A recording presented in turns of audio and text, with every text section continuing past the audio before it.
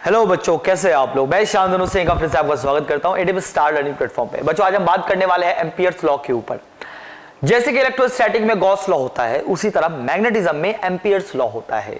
Law बहुत ही ज्यादा simple होता है। आज बात करेंगे कैसे अपन लॉ डिफाइन करेंगे, कुछ अच्छे अच्छे सवाल भी करेंगे। ठीक है, तो स्टार्ट करते हैं बिना टाइम वेस्ट किए हुए एम्पियर्स लॉ।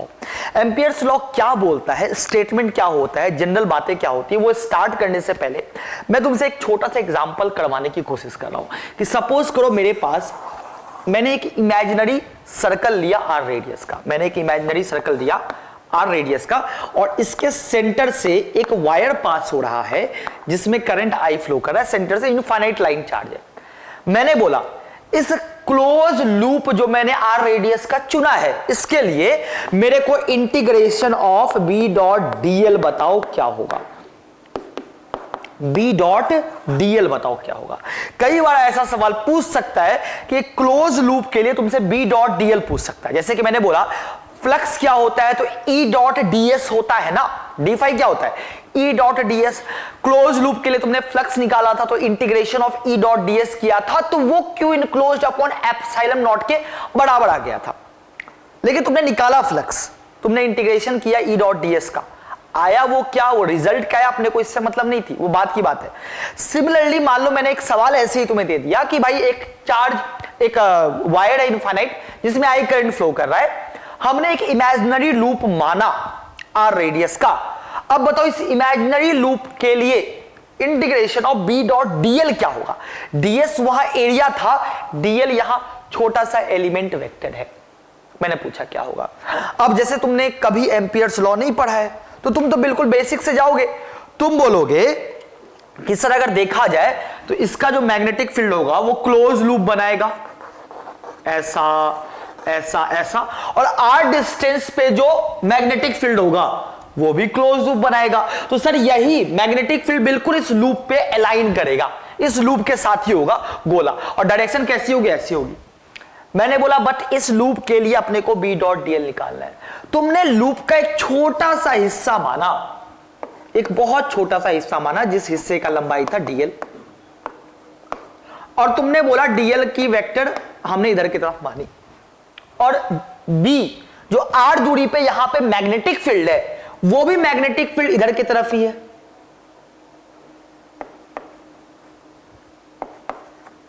तो देखा जाए बी और डीएल के बीच का एंगल यहां पर 0 डिग्री है ना। अगर तुम इस छोटे से हिस्से के लिए बी डॉट डीएल निकालते हो, सपोज को देखो मैं निकाल रहा हूं, बी कितना होगा, आर दूरी पे जो बी होगा that is mu naught I by 2 pi D बोले तो आर। भाई इनफाइनाइट वायर का मैग्नेटिक फील्ड कितना होता है, mu naught I by 2 pi D. D यहां पे आर है, ये हो गया बी। इसका जब मैं डीएल के साथ डॉट कर रहा हूं इंटू कॉस 0, कॉस 0 की वैल्यू 1 होती है, यही आ गया बी डॉट डीएल। अब मैं क्या बोल रहा हूं कि अगर तुम गौर से करो तो अगर मैं पूरे लूप के लिए ये चीज परफॉर्म करना चाहता हूं तो मैं ऐसा ऐसा डीएल हिस्सा पकड़ूंगा। लेकिन सबसे अच्छी बात यह है कि हर डीएल हिस्सा बी की डायरेक्शन में है, यानी कि उनके बीच का एंगल 0 है। तो मैं डायरेक्टली इस स्केलर का इंटीग्रेशन कर दूंगा। इस गोले का मतलब होता है, मैं क्लोज लूप की बात कर रहा हूं। तो जैसे तुम इंटीग्रेट करोगे mu naught I upon 2 pi r तो बाहर निकल जाएगा, अरे निकल जाएगा।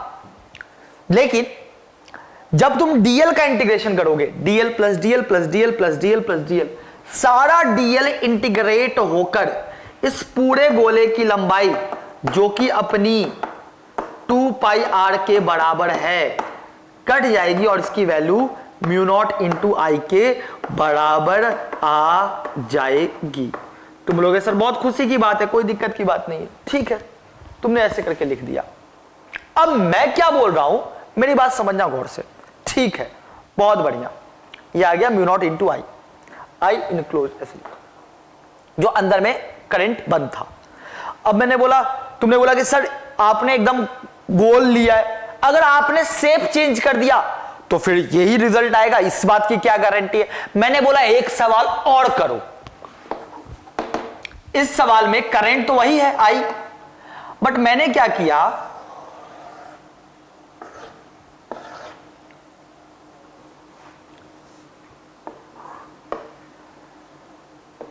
ऐसे करके एक लूप बना दिया। एक लूप का रेडियस मैंने r माना और दूसरे लूप का रेडियस मैंने 2r माना। अब मैंने बोला इस पिक्चर के लिए भी b डॉट डीएल की वैल्यू निकाल के बताओ। तुमने बोला कोई बात नहीं, निकालते हैं। अब भाई ऑब्वियस सी बात है, ये ऐसा है तो सर कर इसमें मैग्नेटिक फील्ड यहां पर ऐसी होगी और इस वाले लूप के लिए मैग्नेटिक फील्ड ऐसी होगी, लेकिन मैग्नेटिक फील्ड की सर वैल्यू वेरी करेगी। मैंने बोला बिल्कुल वेरी करेगी, ये r रेडियस है और ये 2r रेडियस है। लेकिन सबसे अच्छी बात ये है कि सर जो भी मैग्नेटिक फील्ड होगा वो अपना डीएल वेक्टर के अलोंग अलाइन करेगा। अब देखा जाए तो इस वाले पार्ट और इस वाले पार्ट के लिए b डॉट डीएल 0 होगा, इस पार्ट और इस पार्ट के लिए। क्यों? डीएल इधर b ऊपर, एंगल 90, कॉस 90 की वैल्यू 0, यानी कि b डॉट डीएल अगर मैं पूरे इस बंद लूप से निकालना चाहूं तो सिर्फ इससे और इससे होगा, इन दोनों से नहीं होगा। अब मैं दोनों से निकालता हूं और जोड़ दूंगा। तो सबसे पहले मैं इस आर्क की बात करता हूं। इस पे मैंने एक छोटा सा हिस्सा लिया डीएल लंबाई का, आर दूरी पे बी की वैल्यू मेरे को पता है mu naught I by 2 pi r. निकाला फर्स्ट पार्ट के लिए B dot dl is equals to mu naught I by 2 pi r, ठीक है, इंटू डीएल कॉस 0 की वैल्यू 1 हो गई। और फिर हमने क्या किया, इसको इंटीग्रेट कर दिया। जैसे इंटीग्रेट किया तुम देखना mu naught I by 2 pi r, ऐसे ऐसे सारे डीएल को तुमने जोड़ा। लेकिन ये तो इतना से इतना ही है, सेकंड वाला पार्ट में तो बी की वैल्यू बदल रही है तो उसको अलग से कैलकुलेट करेंगे। ये बताओ ये लंबाई कितनी है, ये एंगल हो गया 3 पाई बाई 2, तो L बराबर r theta 3 pi by 2 into r, ये लंबाई हो गई। ये अपना निकला पहले वाले केस का integration of B dot dl, या b1 डॉट डीएल कर लो। सेकंड वाले पार्ट की बात करता हूं। जब तुमने इसी चीज को सेकंड वाले पार्ट में निकाला, सेकंड वाला पार्ट का रेडियस है 2r, तो integration of B dot dl जो यहां पे आएगा सेकंड वाले पार्ट के लिए वो कितना आएगा? अच्छा बताओ बी की वैल्यू कितनी है? बी की वैल्यू है यहां पर 2r रेडियस है, mu naught I upon 2 pi times of 2r into DL. Again DL में वही छोटा सा लंबाई ले रहा हूं, मैंने इंटीग्रेट किया तो integration of B dot dl जो यहां पे आएगा वो आएगा mu naught I upon 4 pi r. Dl का इंटीग्रेशन क्या होगा? इस पार्ट की लंबाई कितनी है? एंगल है पाई बाई 2, एल बराबर आर थीटा। बट मेरे को तो पूरे लूप के लिए निकालना है, तो टोटल लूप के लिए अगर मैं बी डॉट डीएल की बात करूंगा तो मैं दोनों को जोड़ दूंगा। अब तुम देखना यहीं से सारी पिक्चर स्टार्ट होगी। सबसे पहले कुछ कूट काट कर लो,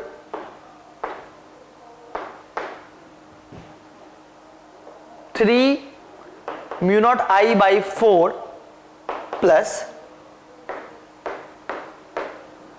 म्यू नॉट आई बाई 8। देखते जाना तुम तो बस। यह आ गया 6 प्लस, देखना कितना आ गया, बस कैलकुलेशन मेरा गलत नहीं होना चाहिए। 2 टू द 4 आ गया और यह आ गया नीचे आ गया 8, तो 6 म्यू नॉट आई प्लस म्यू नॉट आई, मैंने कुछ जल्दी किया क्या? यह आ गया 4 टू द 8 क्योंकि ऐसा आना तो चाहिए नहीं था। और यह आ गया 3 पाई बाई 2 यानी कि ये 4 आ गया, तो ये 4 हो गया और ये कितना हो गया?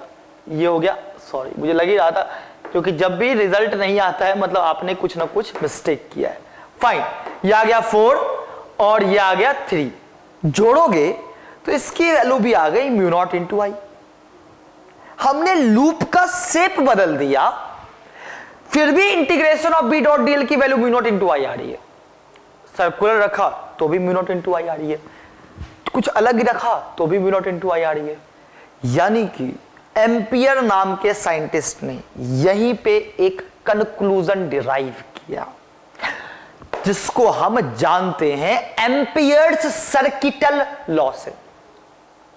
एम्पियर्स लॉ से क्या लॉ था? लॉ यही था, एक क्लोज लूप के लिए अगर उसके अंदर आई करंट इनक्लोज्ड है तो जो तुम इमेजिनरी क्लोज लूप माने हो, उस क्लोज लूप पर integration of B dot dl की value mu naught into I enclose के बराबर होगी, जैसे कि तुमने गॉस लॉ में फ्लक्स के लिए पढ़ा था। आई बात समझ में? तो एम्पियर्स लॉ क्या बोलता है? For any close loop, for any close loop integration of B dot dl is equals to mu naught into I enclosed. यही होता है। बाहर वाले करंट के लिए integration of B dot dl zero होगा। बाहर वाले जो उस लूप के बाहर है उसकी वजह से integration of B dot dl zero होगा। यानी कि integration of B dot dl सिर्फ उसकी वजह से होगा जो उस लूप के अंदर में, यानी कि कहने का ये सेंस है, मैं एग्जांपल से समझाता हूं कि सपोज ये एक लूप है, तेरा मेरा सा लूप है, इसके अंदर मैंने बोला यार ये I1 है, ये I2 है, ये I3 है और ये I4 है, और मैंने बोला इस इमेजिनरी लूप के लिए मेरे को बी डॉट डीएल की वैल्यू बताओ। तो तुम क्या बोलोगे? इस इमेजिनरी लूप के लिए बी डॉट डीएल की value mu not I1 plus I2 के बराबर होगी। I3 I4 का इसमें कोई कंट्रीब्यूशन नहीं होगा, जैसे कि बाहर वाले चार्जेस का फ्लक्स क्लोज सरफेस के लिए नहीं होता था। लेकिन अगर मैं तुमसे एक सवाल पूछूं कि इस लूप के किसी हिस्से पे या लूप पर जो मैग्नेटिक फील्ड होगा, क्या उसमें इन दोनों करंट का कंट्रीब्यूशन नहीं होगा? ऐसा मत बोलना। मैग्नेटिक फील्ड दुनिया में जितना भी करंट फ्लो कर रहा है सबकी वजह से यहां पे लाई करेगा, लेकिन जब इस लूप के लिए integration of B dot dl की वैल्यू निकालेंगे तो वो जो चीज है वो सिर्फ अंदर वाले करंट के ऊपर डिपेंड करेगा, बाहर वाले करंट के ऊपर डिपेंड नहीं करेगा। इसलिए ये कभी मत बोल देना कि इनकी वजह से मैग्नेटिक फील्ड भी एग्जिस्ट नहीं करेगी। मैग्नेटिक फील्ड तो कैसे नहीं एग्जिस्ट करेगी, वो तो superposition of all the magnetic field in the space है। यही लॉ था मेरा एम्पियर्स लॉ, जो अपने को मैग्नेटिक फील्ड निकालने में मदद करेगा। ऑब्वियस सी बात है, जैसे कि गॉस लॉ से हर एक चीज का इलेक्ट्रिक फील्ड हम कैलकुलेट कर ही लें, ये आवश्यक नहीं है। उसी तरीके से एम्पियर्स लॉ से हर चीज का मैग्नेटिक फील्ड कैलकुलेट कर ले, ये आवश्यक नहीं है। हाईली सिमेट्रिक केसेस में ही अपन एम्पियर्स लॉ का यूज करके मैग्नेटिक फील्ड कैलकुलेट कर सकते हैं। सिमेट्रिक बोले तो जिसमें से इंटीग्रेशन में से बी को बाहर निकाला जा सके। ऐसा हमने लूप चुना जिस लूप में बी की वैल्यू हर पॉइंट पे मैग्नीट्यूड वाइज सेम है, तो उससे इंटीग्रेशन से बाहर निकाल के हम बी की वैल्यू निकाल सकते हैं। बट जहां हम बी की वैल्यू निकाल ही नहीं पाएंगे वहां ऐसा नहीं कर सकते। जस्ट फॉर एन एग्जाम्पल मैं तुम्हें एक एग्जाम्पल दिखाता हूं, तुम्हारी क्लैरिटी और बढ़ जाएगी। जैसे मान लो मेरे पास एक इनफाइनाइट वायर है, इसमें करंट आई फ्लो कर रहा है, ठीक है, और मैंने बोला आर दूरी पे मेरे को मैग्नेटिक फील्ड बताओ। तो तुम क्या करोगे? जैसे गॉस लॉ में करते थे, एक लूप मानेंगे जिसको बोलते हैं एम्पियर्स लूप, जैसे गॉसियन सरफेस एम्पियर्स लूप। अब बताओ आर दूरी पे तुम्हें मैग्नेटिक फील्ड निकालनी, कैसा लूप मानोगे? ऑब्वियस सी बात है सर, सिमेट्रिसिटी को ध्यान में रखते हुए एक आर रेडियस का लूप मानेंगे। अब मेरे को एक बात बताओ, हमने आर रेडियस का लूप माना जिसमें करंट आई फ्लो कर रहा है, तो इस पार्ट के लिए तुम लगा रहे हो एम्पियर्स लॉ। तो तुमने बोला इस लूप में से आई करंट निकल रहा है, तो integration of B dot dl की value according to Ampere's law mu naught into I enclose के बराबर होगी। एम्पियर्स लॉ क्या होता है? Mu naught into I enclose के बराबर होगी, और आई इनक्लोज मेरा आई के बराबर है। अब ऑब्वियस सी बात है कि हर बी और हर डीएल के बीच का जो एंगल है वो तो जीरो है, तो कहने का सेंस है कि बी डीएल कॉस जीरो खत्म हो गया। बी हर पॉइंट पे कांस्टेंट है, सोचो हर रेडियस पे बी की वैल्यू तो कांस्टेंट है। सिमेट्रिसिटी, तुम बी को बाहर निकाल लिए, इंटीग्रेशन ऑफ डीएल किए, DL DL DL DL DL DL सबको जोड़ दिया, बराबर म्यू नॉट इंटू आई। तो यहां से जब तुम बी की वैल्यू कैलकुलेट करोगे तो यह आ जाएगा mu naught I by 2 pi r. और तुम्हें याद भी होगा इनफाइनाइट वायर की वजह से जो मैग्नेटिक फील्ड होता है वो यही होता है। तो एम्पियर्स लॉ का एप्लीकेशन हम यहां पे क्यों कर पाए, क्योंकि हमें पता था कि आर दूरी पे बी को बाहर निकाला जा सकता है, क्योंकि आर दूरी पे हर पॉइंट पे बी की वैल्यू सेम होगी। अब इसी में मान लो मैंने थोड़ा सवाल चेंज कर दिया, इससे मान लो मैंने थोड़ा सवाल चेंज कर दिया। कई बच्चों का ये कंसर्न होगा, मेरे को पता है कि सपोज एक सवाल मैंने तुमसे ऐसा पूछा कि ऐसा है बच्चे, एक फाइनाइट वायर है जिसमें करंट आई फ्लो कर रहा है और मैंने बोला कि भाई आर दूरी पे मैग्नेटिक फील्ड बताओ। क्या फाइनाइट वायर के लिए एम्पियर्स लॉ लगाया जा सकता है क्या? बिल्कुल लगाया जा सकता है। तुमने क्या बोला कि भाई आर दूरी पे हमने एक लूप माना, ठीक है, मैंने बोला पहला स्टेटमेंट अप्लाई एम्पियर लॉ, तो मतलब ठीक है सर आर दूरी पे, तो sir integration of B dot dl की value mu naught into I के बराबर हो जाएगा। बट दूसरा सवाल मेरा है, क्या तुम इससे बी को बाहर निकाल सकते हो? तुम बोलोगे सर फाइनाइट वायर है तो बी तो कांस्टेंट ही निकाल सकते हैं। नहीं कर सकते ऐसा, इसमें ऐसा नहीं कर सकते। सवाल है कि सर इस वाले में ये लॉ तो वैलिड है, बट यहां पर आप बी बाहर निकाल के इंटीग्रेशन ऑफ डीएल बराबर म्यू नॉट इंटू आई क्यों नहीं लिख सकते? एक बात बताओ, अगर तुम्हें याद हो तो फाइनाइट वायर का जो मैग्नेटिक फील्ड होता है वो ये अल्फा और बीटा पे डिपेंड करता है। फॉर्मूला अगर तुम्हें याद हो तो बी बराबर mu naught I upon 4 pi d sine alpha plus sine beta. अब मेरे को एक बात बताओ जल्दी से, क्या अगर मान लो मैंने ये डी यहां लिया और दूसरा डी मैंने यहां लिया, क्या इन दोनों डी के लिए अल्फा और बीटा की वैल्यू सेम होगी क्या? नहीं होगी सेम। और अगर अल्फा और बीटा की वैल्यू सेम नहीं होगी लेकिन तुमने एम्पियर्स लॉ लगाया तो दोनों पॉइंट के लिए मैग्नेटिक फील्ड की वैल्यू सेम आ जाएगी, क्योंकि दोनों लॉ के लिए तुम यही यूज करोगे, यही वाला यूज करोगे। तो ऐसा कैसे पॉसिबल है?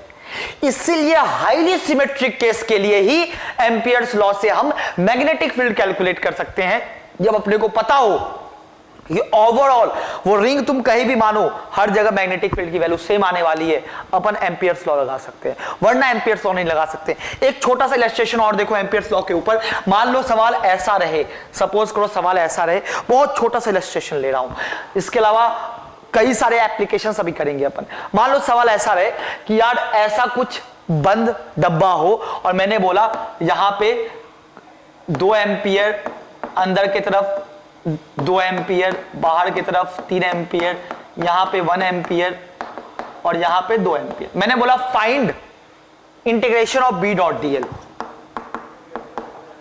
क्या होगा? ऑब्वियस सी बात है, integration of B dot dl sir बाहर वाले करंट की वजह से नहीं होगा। अब अंदर में एक करंट अंदर एक करंट बाहर, तो तुम्हें टोटल नेट करंट लेना है, मैग्नीट्यूड मत जोड़ना, नेट करंट लेना है। +2 -2 0, सिर्फ क्या बचा? +3। आंसर